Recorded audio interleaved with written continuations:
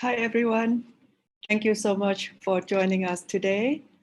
My name is Ratana Chinpakdi, and I will be moderating this session on behalf of the Too Big to Ignore and also the Ocean Frontier Institute. So I have with me my three colleagues who I would be introducing next. This is a plan that we want to do. So if Kimberly, Yinji, and Julia, if you'd like to share your camera, then that'd be great. I actually cannot see who's watching. Okay, great, thank you. All right, so what and what about let me see, do we see everyone? Great, thank you.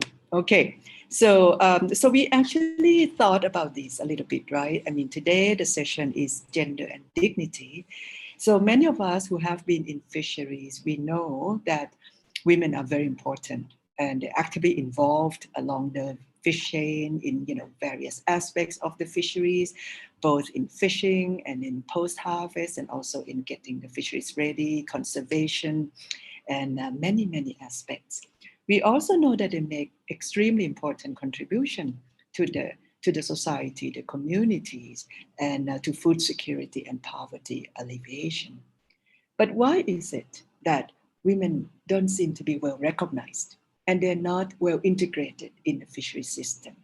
And they don't seem to be able to participate in the fisheries in the way they like or in the decision making about fisheries in the way they should be able to.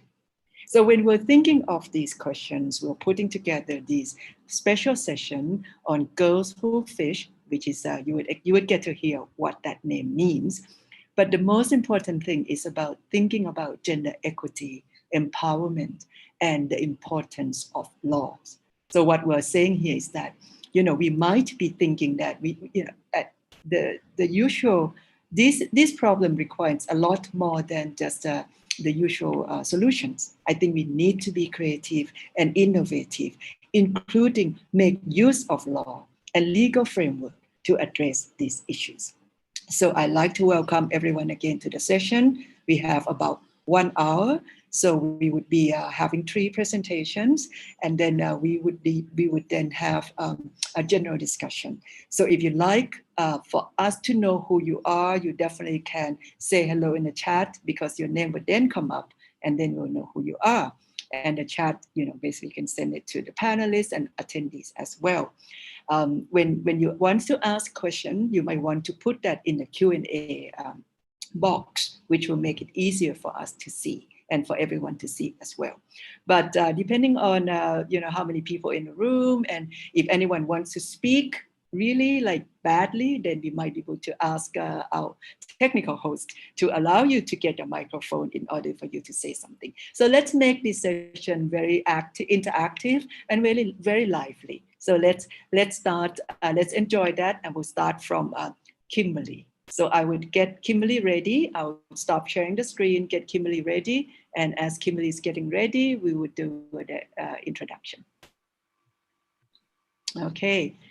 Kimberly, you're going to have a slide presentation, correct? Yes. So Kimberly is sitting in Newfoundland. And I remember 10, 15 years ago when I went to Newfoundland, I got to see and visit Petty Harbor. And it was such a beautiful, beautiful place. And I thought, wow, if everybody could live in a place like this, why would they not, right? But of course, Newfoundland is not for, faint heart. So you have to be quite brave to live there. I have lasted those many years. I have learned to love the fisheries. I learned so much from Kimberly with her program, the Fishing for Success. I visited, the players. So I want Kimberly, in your introduction about yourself, tell us a little bit too about the place where you live and why you start the program, and then get into this presentation. Thank you very much. We're all now going to turn off our camera to let you have the stage. Thank you. Let me make sure everything is set up here. Perfect. Yes, so I am a practitioner here in Petty Harbor, Newfoundland and Labrador, Canada, on the beautiful island of Tiktaalik, which is unceded traditional territory of Beothuk and Mi'kmaq peoples. And so I'm very appreciative of the beautiful land that we have here. And as Ratna mentioned, it's just beautiful lands that are surrounded by lovely hills and wonderful ocean. And so why would you live anywhere else? So um, much of the other people that you might hear from today might be researchers. And so what I do is I work at the other end. I'm the practitioner, and I work with younger people and try to get them interested in fishing. And so let's take a look at what that looks like. So this is a picture of one of our Girls Who Fish members. And this is her first time, even though she's the daughter of a fisherman, this is her first time actually encountering an iceberg, which are really fairly common in the springtime off the coast of Newfoundland and Labrador. Because one of the things to think about with fishing is that when you're out on the water, there's so much more going on than just fishing. And so keeping in mind that there's more to fishing than just the commodity and the economic activity. And that's what we really want to tap into. Because this is a picture of me when I was 8 or 9 and I caught my first fish. And this was just the little mud trout caught in a local pond. And it got me hooked on fishing, and it got me really excited about science. And this is something that is very near and dear to my heart. It's hooking kids into science.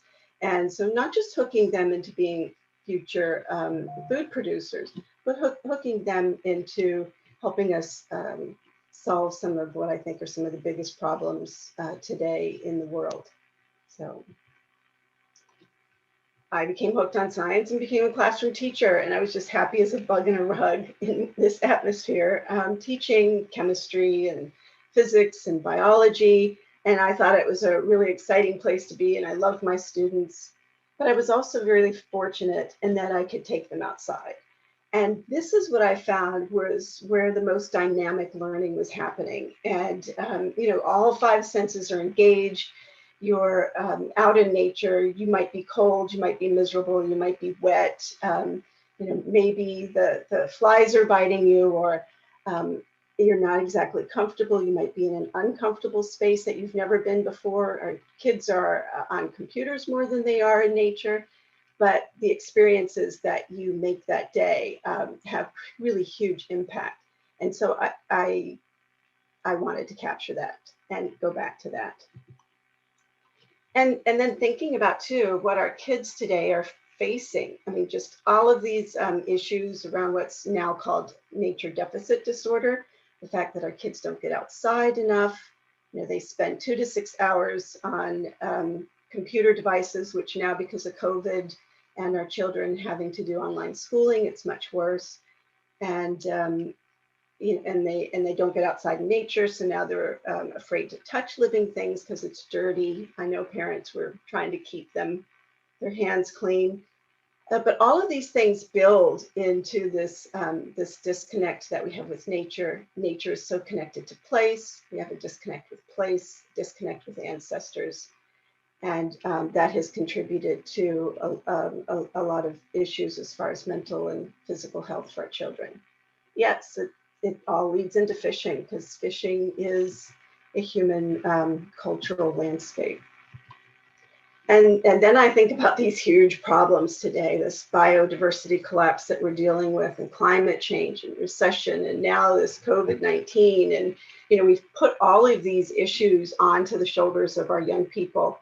And we really have challenged them to try to create solutions that are innovative and are going to tackle a lot of these, really honestly, that these problems that my generation is responsible for. So what do we need to do to get them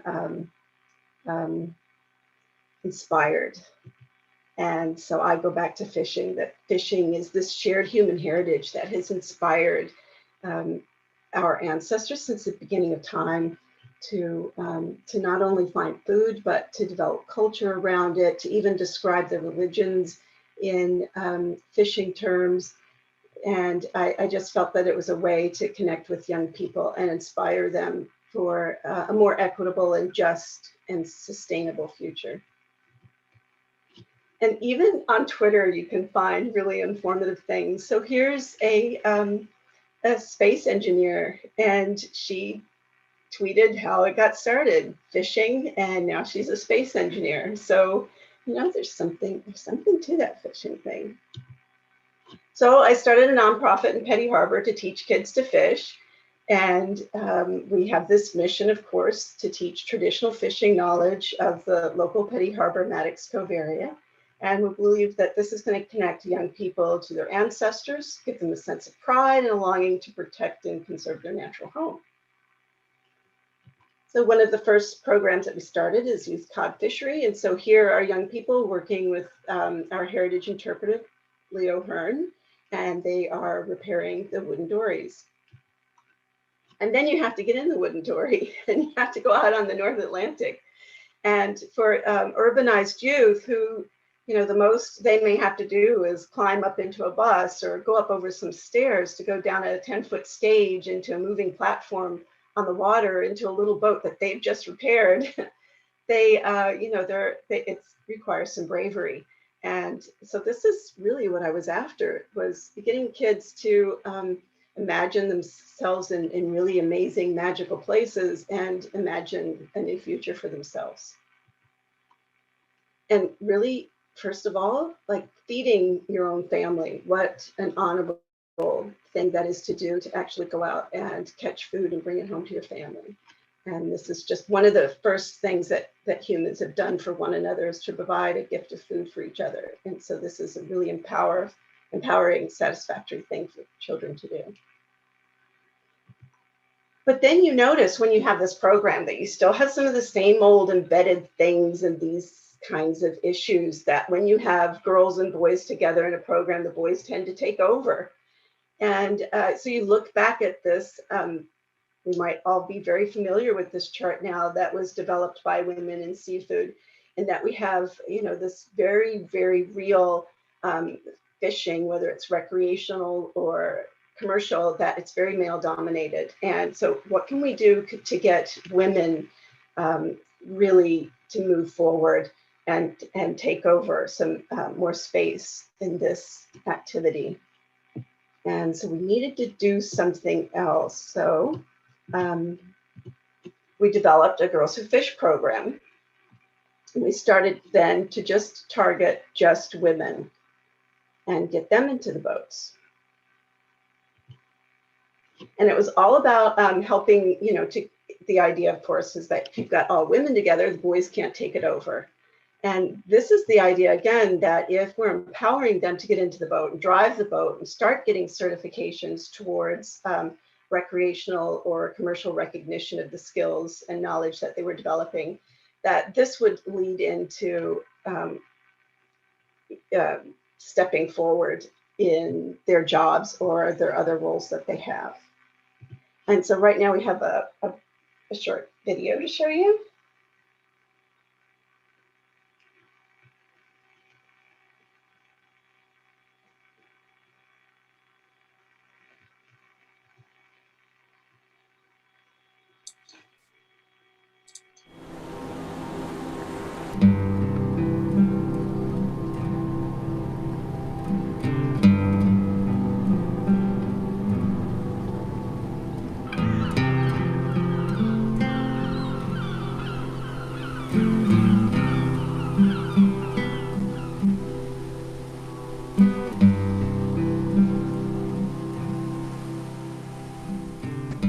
Fishing in the ocean has driven and been a creative force for those living in Newfoundland and Labrador since the beginning, from indigenous peoples to settlers.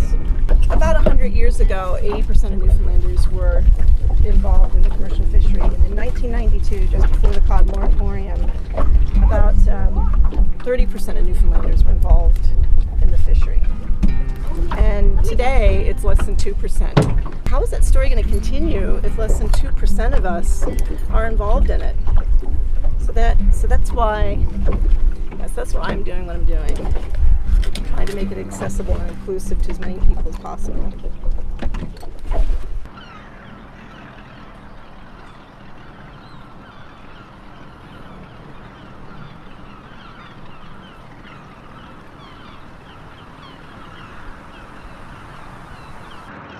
Well, you know, traditionally when women have gone out with their boyfriends or their husbands or their dads, the guys have taken over.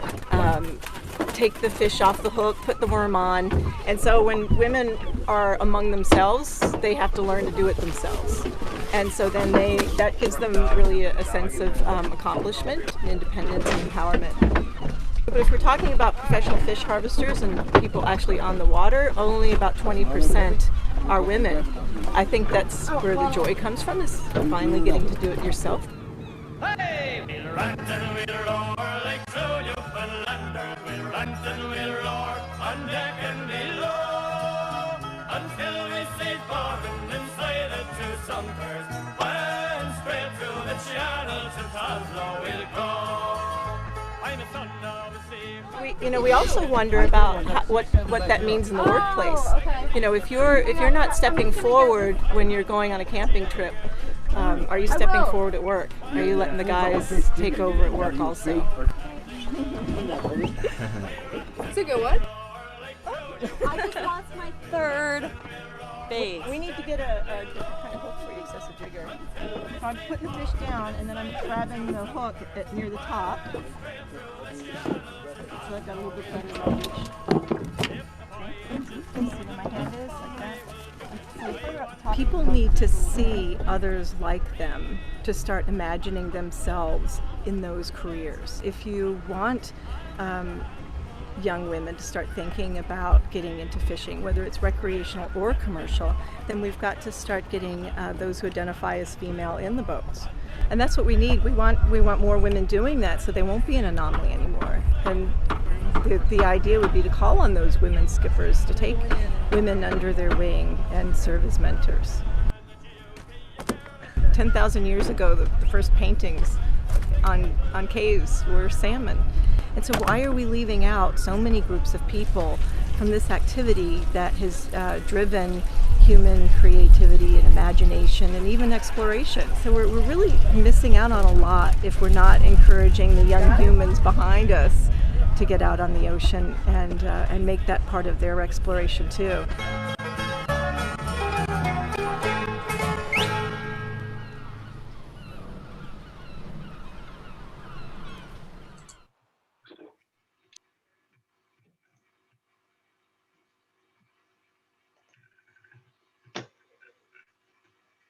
So you should see should be back to my presentation. So just very quickly then, when you looked at that video and I was talking about seeing people who look like you in order to think about getting into fishing. So something that then was bothering me in the back of my mind, wanting to create that perfect fishery that looked like the communities that all of us are starting to see around us. And, you know, I have a boatload of white women, to be blunt about it.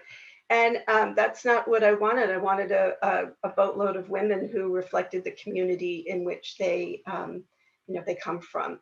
So Fishing for Success then reached out to organizations and other nonprofits that work with women of other races and ethnic backgrounds. And we partnered with them to provide fishing experiences for them, because the outdoors tends to be one of those spaces that is occupied by, let's face it, white guys, and then below that, white women. And so if we're going to talk about creating a fishery that, it's got to be intersectional equity that we're talking about here. So we partnered with First Light, for example, and the Association for New Canadians.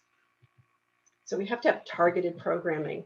This is a program that we developed for Choices for Youth, for their Mama Moments for single moms. Here's more of the Women Sharing Heritage or WISH program with Association for New Canadians. And this is a 3-month program that we do every year with our Girls Who Fish program. And then one of the things that we're going to lead into with the other panel members, of course, is that it's not just targeted programming that's needed, because practitioners like Fishing for Success can only do so much.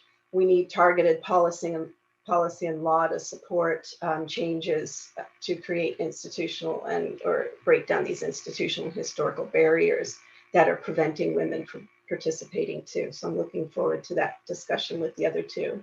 Thank you. Thank you so much, Kimberly, for that. This is great. So nice to see the program doing so well. I'm gonna move to the next presentation simply because you have talked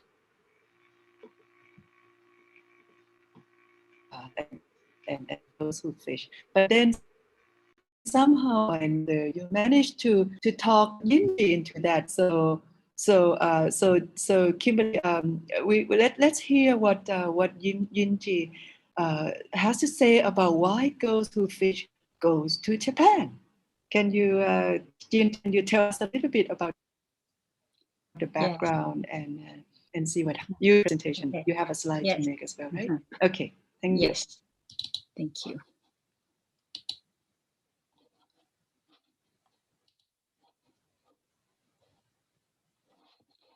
Okay.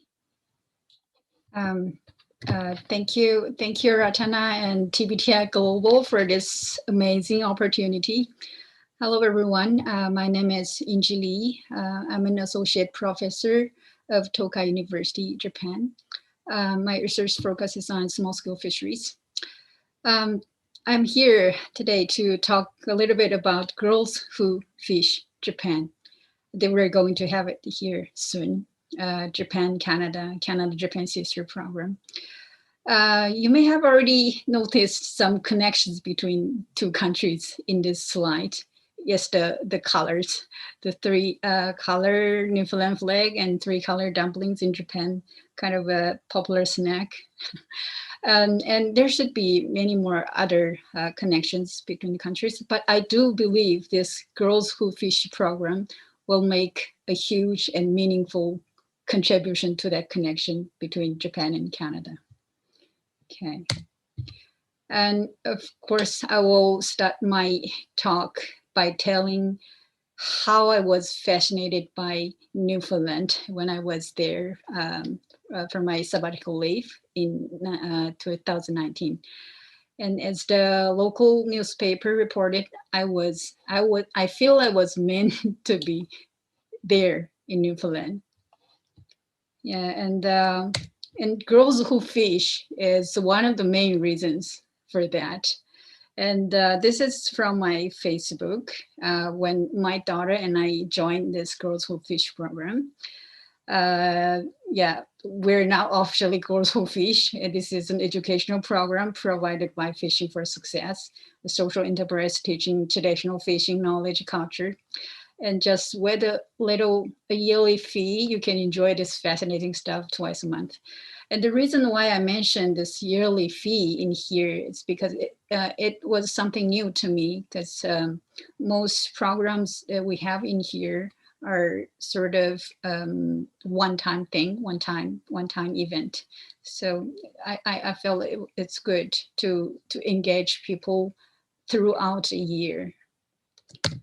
And these are the fascinating stuff that we had at the Pretty Harbor. Well, getting on the boat, and you also get to steer the boat. Actually, the girl is steering the boat in the picture, and cutting the tongues out of the codfish, the king of Newfoundland, and peeling the potatoes and making fish stew and enjoy stew. So many more fun things to do. And we also get to know some shocking good local culture. This is from one of my Newfoundland book collections. It's called "You Might Be from Newfoundland and Labrador If," and it says you didn't have a paper route when you were young. You cut out cod tongues. So yes, we got to know that cutting out fish tongues is not just about cutting out fish tongues. It's more than cutting out fish tongues. And you would see who enjoys the most about the program. Yes, that's my daughter. It's not just about the fish. It's not just about the fishery. You can see from these pictures, the girls making friends with each other, playing together, and the women's getting together, having conversation, communicating to each other. So what I felt was this Girls Who Fish program. It's not just about girls who fish. It's more than that. And I really like this English expression. It's more than just about something. And I really felt like that Girls Who Fish program is more than just girls who fish, And this is this girl who always notices after it's Girls Who Fish. Yeah, she enjoys this program so much. She played too much. She was too tired after all this playing and everything. And after experiencing all this fascinating stuff, coming back to Japan, I think there is a part of me always think that it would be good if we can have such program in Japan. The reason is because apparently we need there is a need in Japan to raise the awareness of gender issues in the fisheries. And this program can address Japan's gender issues from the fishery. And we only have few educational programs dedicated to girls and women. And here's the thing that happened in Japan last year: rise in female suicides amid the COVID-19 pandemic. The rate jumped about 14.5, ending a 10-year decline. So such program can deepen the relationship between the women and girls with nature and community, and so many other meaningful stuff. And also this program, the meaning of this program to the community. Community and fishers lead the way to contribute to resolving national gender issues, improve brand power of the cooperative by contributing to society, and contribute to community revitalization, etc. And there was one day after a prefectural meeting, we happened to have a casual conversation with the prefectural officers. And one officer was asking if there are any ideas about the educational program, because they think they're gonna need one sooner or later. So I thought this is just about right timing. So told them my idea, and they loved it. And we set another time for a real meeting. And this is when I had them visited my office. And again, they loved that idea.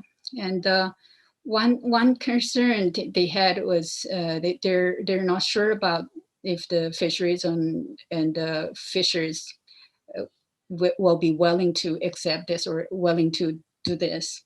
So the next thing,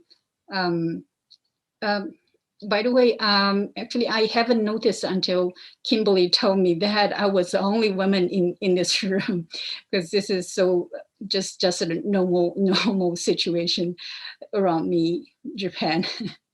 And so the next thing that I had to do was to talk to the fishers, to the cooperatives. And luckily, this Mochimune branch of Shimizu Fisheries Cooperative, they agreed to become the host organization of this program. And Mr. Saito in this picture is the leader of this cooperative, who was, by the way, in the Dialogue with Fishers program at our TBTI Japan session, and who has made some excellent comments about the current Japanese issues. So if you missed our session, please watch it on YouTube. So about this Mochimune area, Mochimune is one of the major fisheries areas in Shizuoka City, Shizuoka Prefecture. Shizuoka is a place little southern Tokyo, about 1 hour distance from Tokyo by Shinkansen line. And it's well known for its whitebait fishery. And these are the photos for the Fisheries Cooperative Office and the Mochimune Station, a small-scale local train station, and the landing market, whitebait fishing boats. And here's how are we going to steer this program. The program is what we said in the Mochimune, this area, and fishers group of the Mochimune branch will be in charge, 1 or 2 fishers in charge each time. And this program is for women aged from 8 to 80, just as Girls Who Fish Canada does, and gather at a monthly pace, about 4 hours each time, and experience and learn about what is possible on that day during the weekend. And we're going to set the yearly membership fee, and the program will be supported by various organizations and networks. And the location can change the location depending on the day. So here is kind of illustration. The Mochimune fishers will be supported by Girls Who Fish Canada, Tokai University, and the Global Partnership Project about small-scale fisheries, TBTI Japan, and another one, V2V Japan, and the Shizuoka City and Shizuoka Prefecture and other cooperatives, universities, etc. So this is not about the perfection, it's about the connection.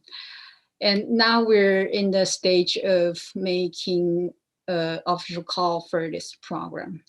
And I hope this program will be the pilot project, which can stimulate some other Girls Who Fish Japan in many other areas in the future. Okay, so I'll end my talk here. Thank you very much. Thank you. Thank you so much, Yunji, for that. So I'm sure that it would also inspire others who might want to start their Girls Who Fish in other places. Okay, so wonderful. So we're just going to go into the next presentation right away because this time is running out on us, and I don't want us to miss a very important presentation here. This is all about recognizing, as I said, right? We have some issues. We know that there's work to be done to get gender equity, to provide women with access to, and we have these great initiatives and not looking enough at what law, how we could use law or legal framework to help empower women or improve gender equity. So Julia, please tell us your work on this and with your presentation. Thank you. Thank you, Ratana. Thank you, TBTI Global. It's a great pleasure to be here. So I'm going to share my screen now. I'm Julian Nakamura. I am a PhD candidate at the University of Strathclyde's Law School. I'm researching on small-scale fisheries and international law, particularly on their participation in managing transboundary aquatic species. And I've been also working as a legal consultant with FAO's Development Law Service on issues concerning small-scale fisheries as well. My talk will be about the importance of laws and policies for the recognition and promotion of gender equality in small-scale fisheries. I will be based on an article that Professor Ratana, Mustafa El Halimi, and myself wrote and was recently made available online. It's called Unpacking Legal and Policy Frameworks, a Step Ahead for Implementing the Small-Scale Fisheries Guidelines. And thanks to TBTI Global, will be made open access. And you can download it. It's already available on the website. And we start this article by emphasizing the importance of the SSF guidelines, which were adopted in 2014 by the Food and Agriculture Organization of the United Nations Committee on Fisheries. As you may be aware, it was a landmark for small-scale fisheries, the first instrument entirely dedicated to this sector. And even though it's formally non-binding, arguably holds legal weight and potential in creating legal effects, as we know, and as Professor Ian Duft well put it, has raised a moral obligation on states to implement this instrument. And therefore, it is expected that countries are enacting laws or even policies, adopting policies that reflect the implementation of the SSF guidelines. So now it's all about walking the talk and getting these international standards to be reflected at national level. And in this article, we argue the importance of involving all relevant expertise. And of course, we're here looking at policy and law, so focusing on legal practitioners and policymakers in an engaged and collaborative process that can effectively put the implementation of the SSF guidelines another step ahead. So we conducted a rapid appraisal framework in 25 countries, which altogether covers about 25% of the world's small-scale fisheries catches and values, according to the Sea Around Us database. So these countries are in Africa, Asia, Europe, and in Latin America and in the Caribbean.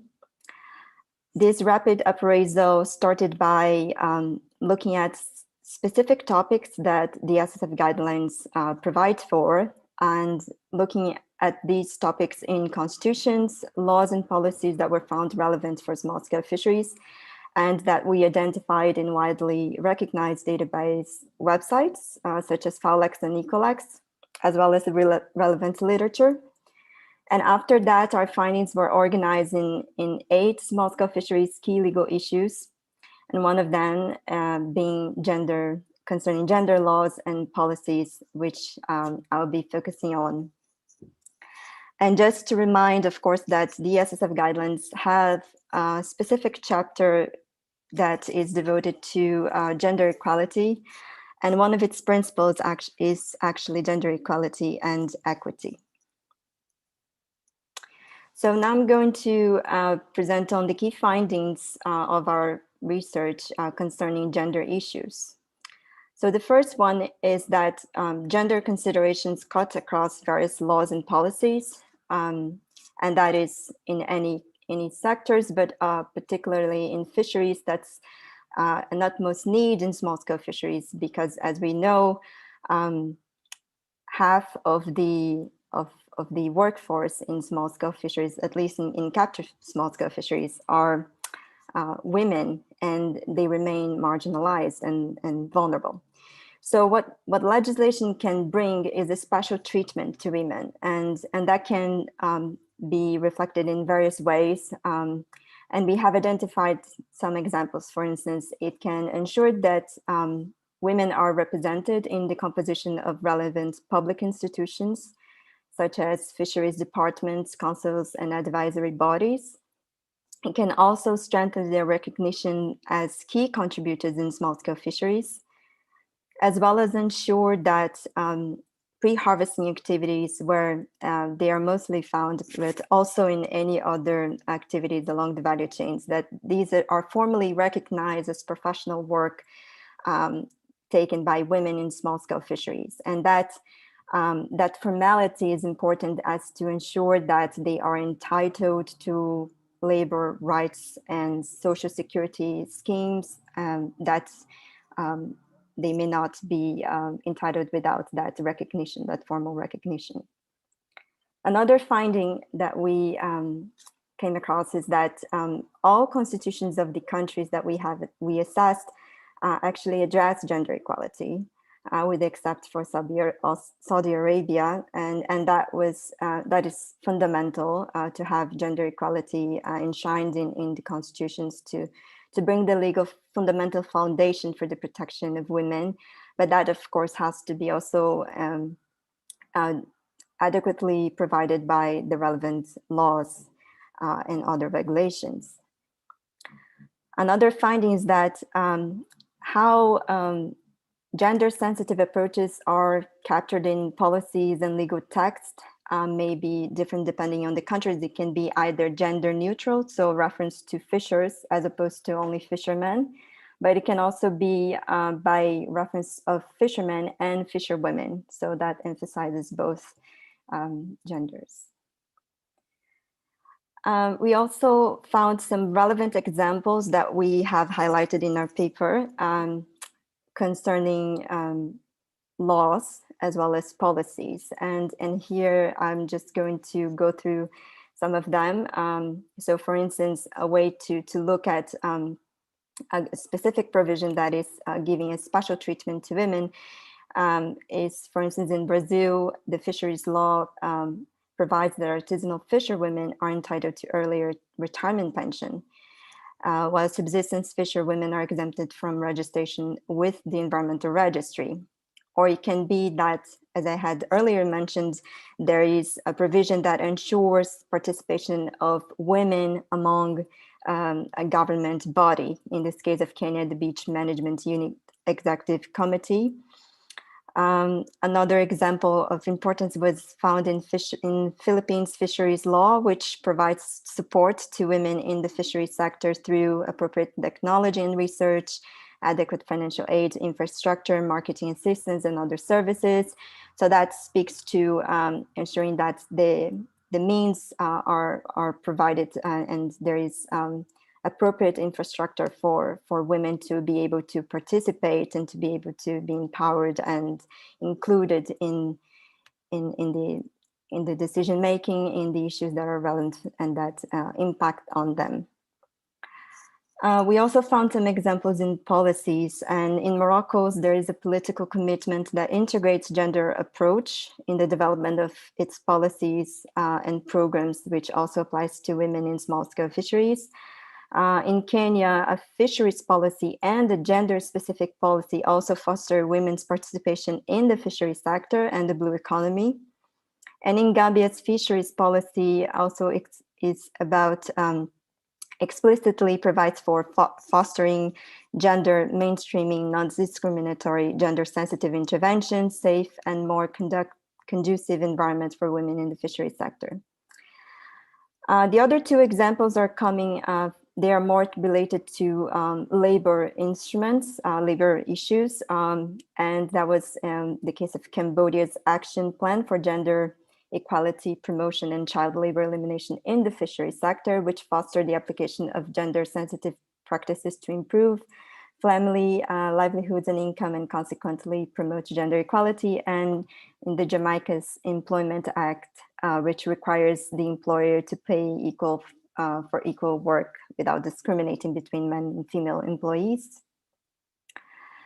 So on the basis of this research, and here I am just, I focus on gender, of course, but we have also touched upon various other issues. We came through some concluding thoughts, and obviously this has to be reiterated and consistently repeated to everyone, the need for awareness raising about laws and policies that can ensure the recognition of women women's rights, that empower them and ensure the protection of their rights.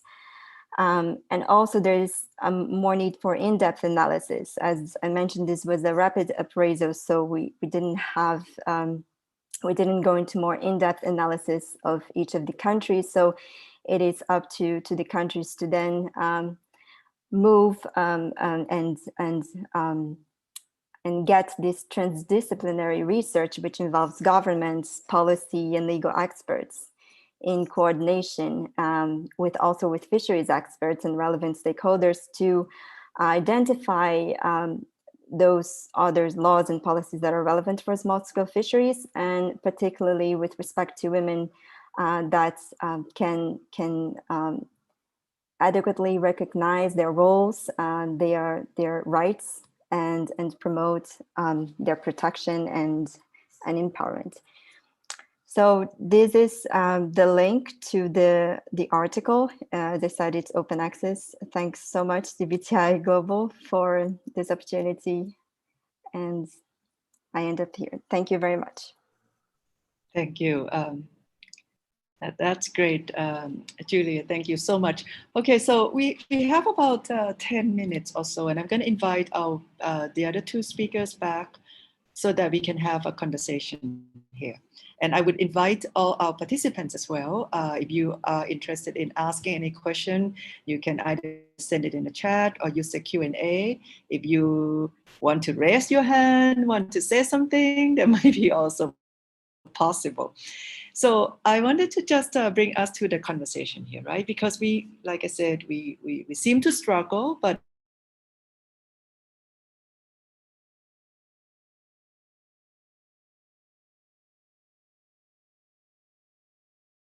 so many power to laws and the legal framework. Is how you feel about that, Kimberly? Because I'm not sure that we talk about it that way in Canada or in Japan. Is there an opportunity to use the small-scale fisheries guidelines, to use the existing law and policy framework to help empower women and improve equity and participation?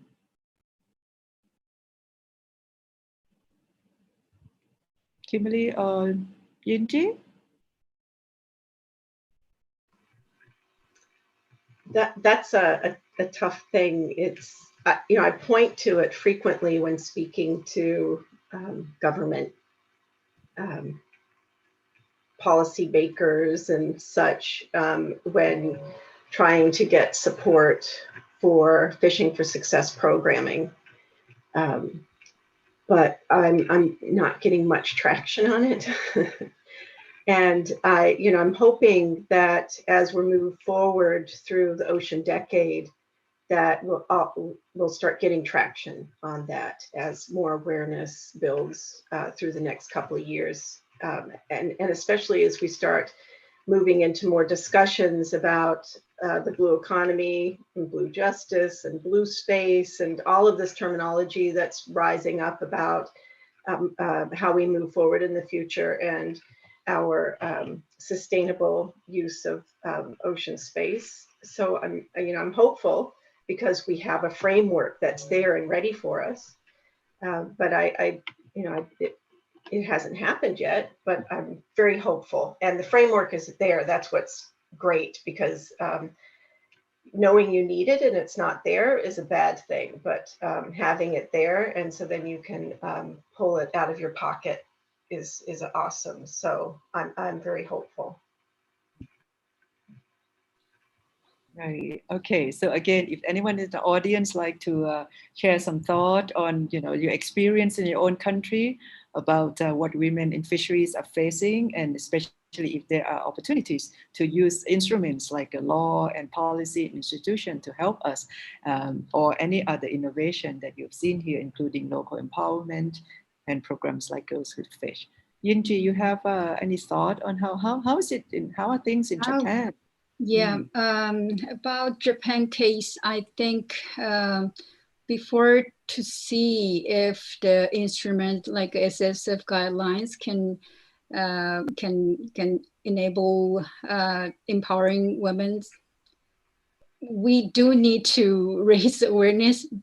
We do firstly need to raise awareness about the SSF guidelines first. That's the situation for Japan. And another thing that I'm concerning about is that it's not like we don't have this legislation about the gender equality, but is like in actual situation, in so many cases, people just take it like a formality as having a discussion as a formality when decision already been made. So yeah, I know that legislation is very important, but yeah, yeah.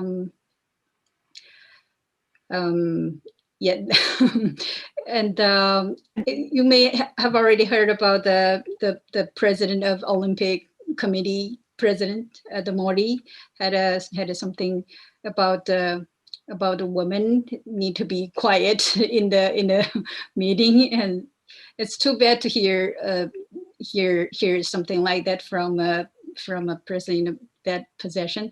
But it's also good for Japanese to think about this gender empowerment issues. Yeah, I think it's gonna take time, but we're getting better. Yeah, better. Yes. So, Julia, do you have any,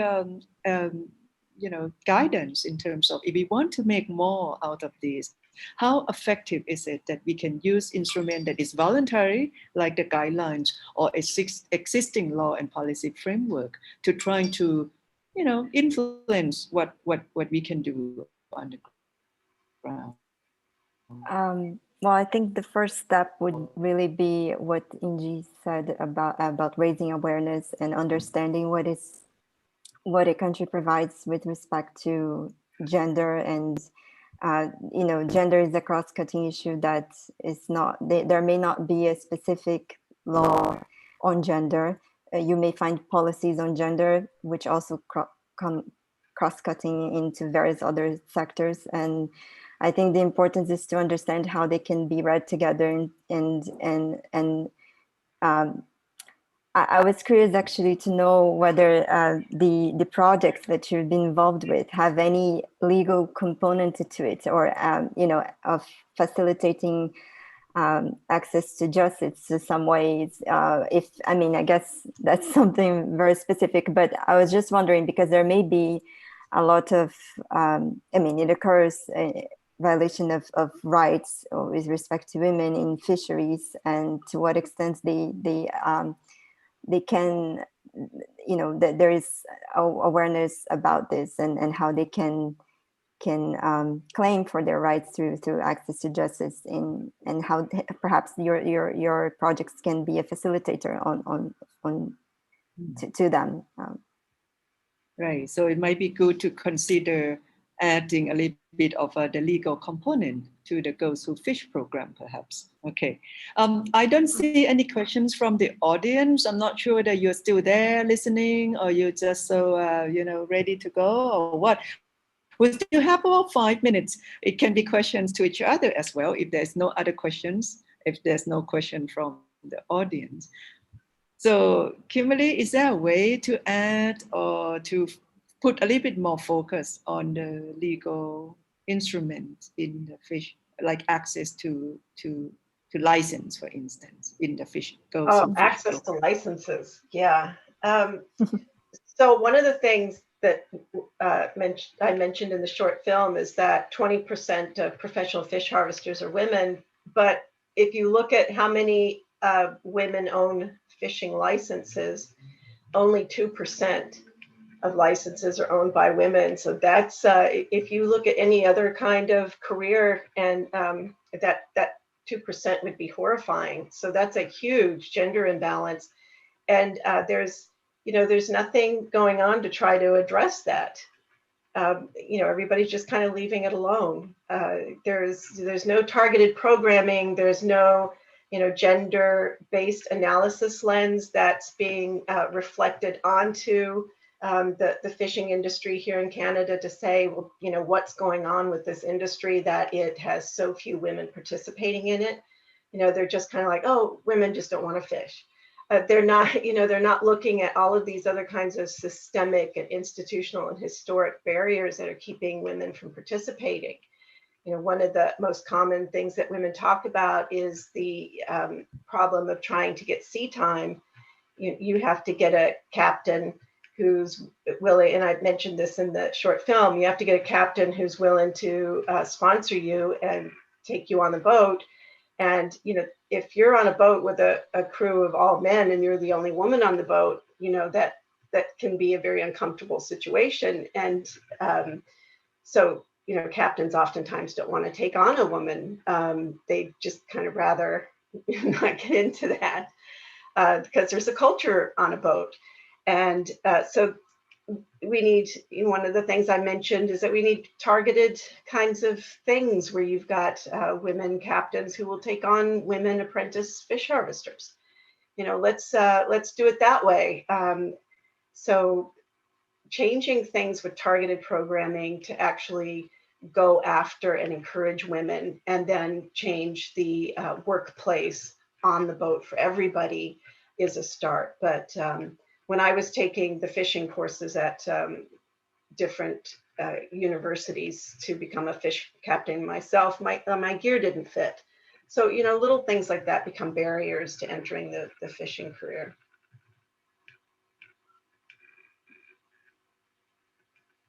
Anybody else?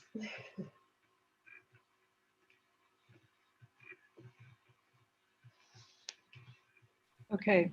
Well,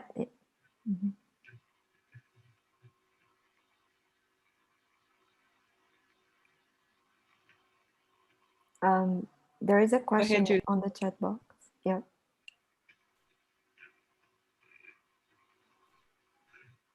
There's a question in the chat.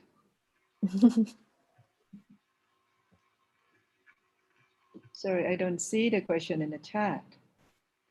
No, right? No. In the Q&A. Oh, in the Q&A? What do boys and men need to learn from girls who fish? Well, that's interesting. I also don't see that. Okay.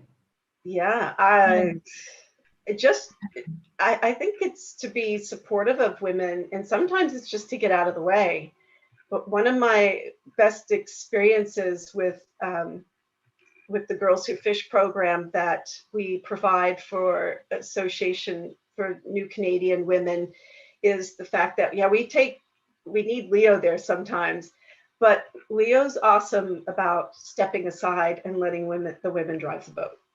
And so that's what we need, because this is you know, it's an obvious statement here, but this is a society of men and women, and we need men who are feminists also, and they're willing to take women under their wing, and they're willing to step aside, and they're willing to create those spaces on a boat that support the work of women.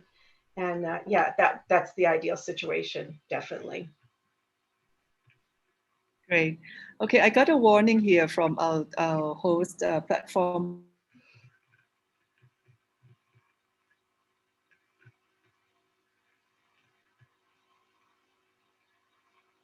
Maybe 20 seconds. Just if I'd like to add anything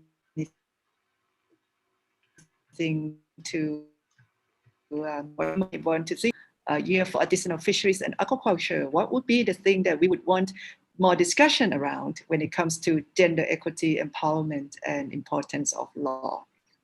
Maybe I start from you, Julia, and then we'll reverse the order here. Thank you, Ratana. Well, if I understood correctly, what would be the message for next year, right? Well, I hope that next year there will be a lot of experiences being shared on women's agency and leadership in small-scale fisheries, and how they have, been more included into the decision-making also process with respect to fisheries management and in the small-scale fisheries. And I'm sure, hopefully, that our project in unlocking laws and policies for small-scale fisheries will also be contributing to emphasize the gender aspects as well. Thank you. Thank you. Yinji?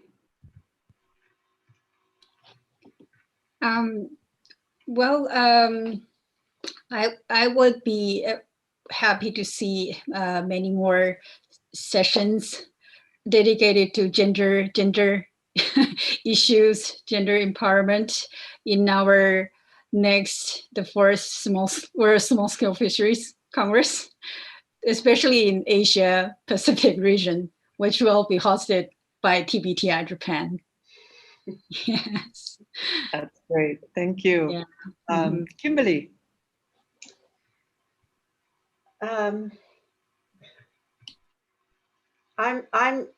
It's wide open. There's just so much to learn in this field, and that I just think, yeah, I just think we could just go so many places with it. So, indeed, I think that's important. I think you have done a great job. And really inspiring, right? So this connecting and the opportunity to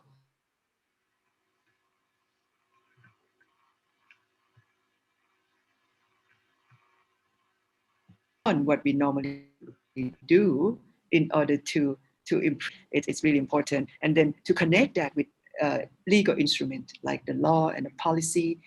I think that's also brilliant. So thank you again, everyone, for sharing your experience and knowledge. So we really appreciate that. And thanks to the audience. You are awfully quiet, but that's okay. So at least it's wonderful to be able to share the story, and we look forward to more conversation like this in the future. Thank you very much. Thank you, everybody. Thank you. Thank you very much. Bye.